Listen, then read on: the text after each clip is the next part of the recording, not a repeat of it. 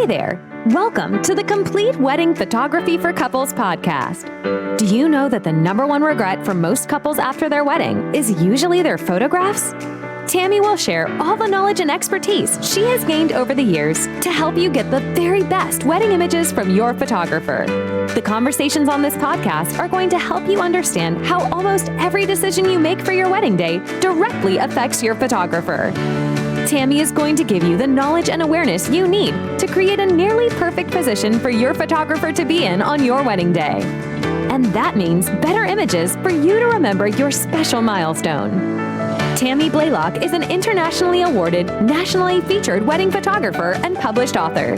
Since 2010, she has excelled in helping each of her couples capture beautiful, emotive images from their big day. Tammy wants your wedding day to be as perfect as you do. So tune in and listen up, because this episode's about to begin.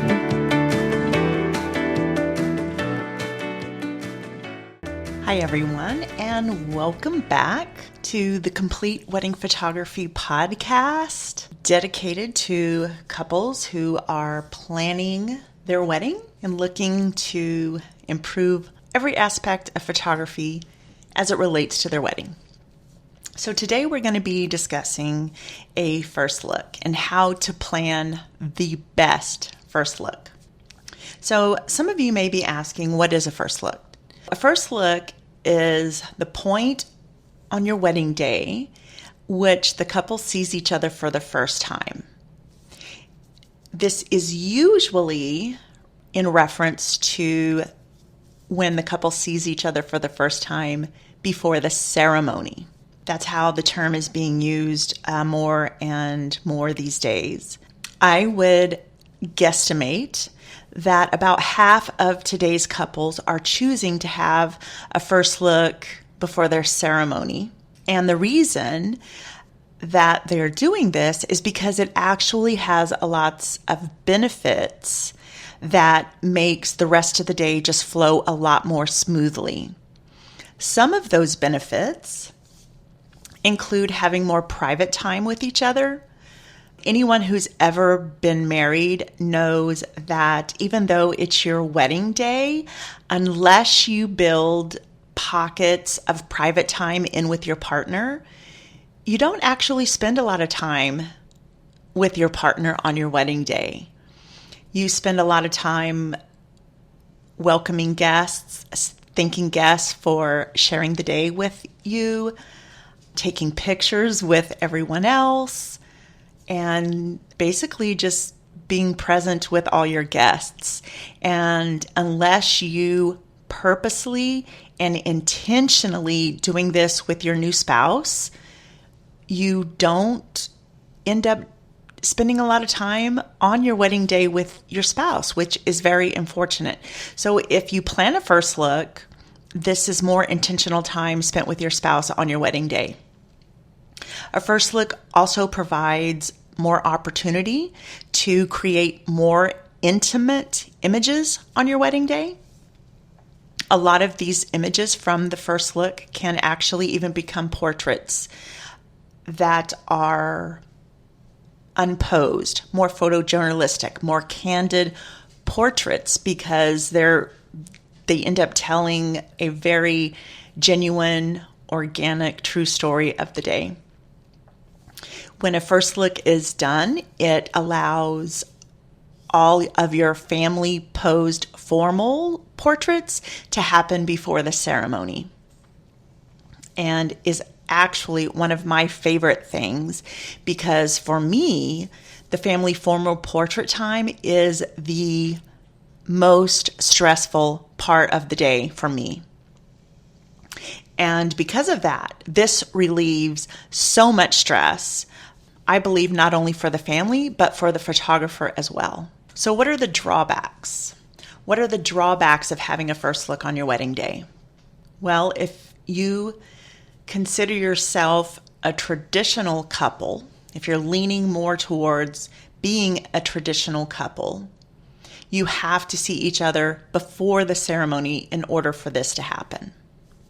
You have to be completely dressed much earlier in the day. Also, if you're going to take full advantage of having that first look, your family has to arrive much earlier in the day. Everyone who is needed for those family formals, so if that's going to be your parents, your grandparents, your extended family that you want for that big group family portrait, all of the people needed for those photos are going to have to be there much earlier in the day. Instead of arriving right before ceremony time, they're going to be needed, about an hour and a half to 2 hours before your ceremony time. And then a lot of couples worry about this first look ruining the moment that they're going to see each other when they actually walk down the aisle. So those are the drawbacks. I also have to just quickly add that my couples that have chosen to do the first look, I haven't actually seen or noticed that it ruined their walk down the aisle. Though the walks down the aisle for my couples that have chosen to do the first look, in my opinion, as an observer, have been just as impactful and emotional and genuine as were the couples who chose not to have the first look. So when do you schedule these first looks? If you are worried about your guests seeing you completely done up, if you're a bride, if that's you in your dress, or whatever other wedding attire you have on, if you are worried about your guests seeing how you are going to present yourself on your wedding day, and you want to keep that as a surprise for most of your guests, I would suggest that you schedule your first look so that the first look is completed and that all your family formals are completed, and then you still have an hour before your ceremony starts. And you might think, well, wow, that's a lot of time that nothing is happening.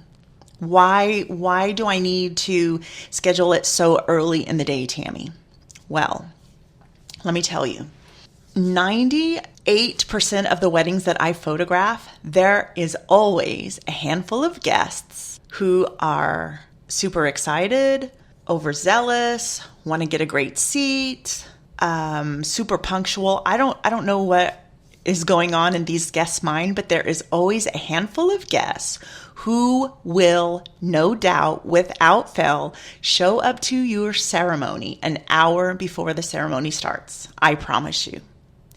And if you are doing this first look within that hour, if you are doing family formal portraits within that hour, and you are doing these anywhere that there is a chance that your guests are going to see you, so if these are on the lawn, if these are in the chapel, if these are anywhere in public viewing, if these are being done anywhere where the public can see you, these guests will see you. And they will watch. They will sit down, they will take a seat like they bought a spectator ticket, and they will watch.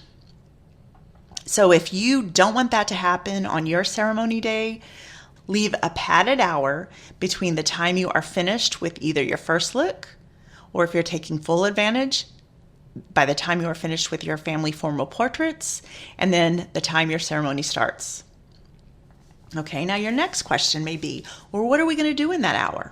Are we just going to sit around and twiddle our thumbs? The answer is absolutely not. So during that hour, well, actually, it's not going to be an entire hour, because the last 10 to 15 minutes of that hour, you are going to be starting to line up for your ceremony. So it's only going to actually be about 45 to 50 minutes. So during that 45 to 50 minutes, you are going to grab snacks so that you're not fainting at the altar. You're going to hydrate so you are not fainting or passing out at the altar. You are going to relax. If you have memorized your vows, you're going to take this time to review your vows so you are not forgetting those at the altar. If you are a female or a male who is wearing any sort of makeup on your wedding day, you're going to take this time to have your makeup artist touch up your makeup. In case you cried or showed any sort of emotion during your first look, if you kissed and smudged something, your makeup artist will be there to do your makeup touch-ups. And you can also use this time to exchange wedding gifts with your partner if you didn't do that during the first look, or with your wedding party. So there is something that you can fill this 45 minutes with. It just doesn't have to go back to your suite and sit and wait. There's something you can fill it with. All right, if you are still 100% totally adverse to having a first look, there are alternatives. You can do what are called no peek options. No peek as in meaning we will meet somewhere before the ceremony, but we will not actually see each other. So we will meet around a corner, we will meet back to back, but we will not actually lay eyes on each other. So alternatives for a no peek first look are a no peek prayer. We will meet, we will hold hands, and we will pray with or without our officiant, our celebrant, our pastor. We can meet before the ceremony and have a no peek touch. We can just meet and hold hands and exchange some words of affection with each other.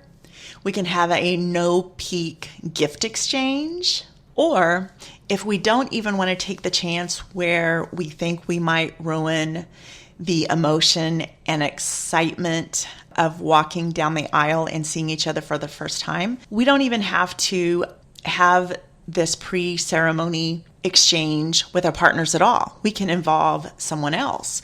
So we can have a first look with dad, a first look with our grandparents, a first look with our wedding party, or even a first look with our fur baby.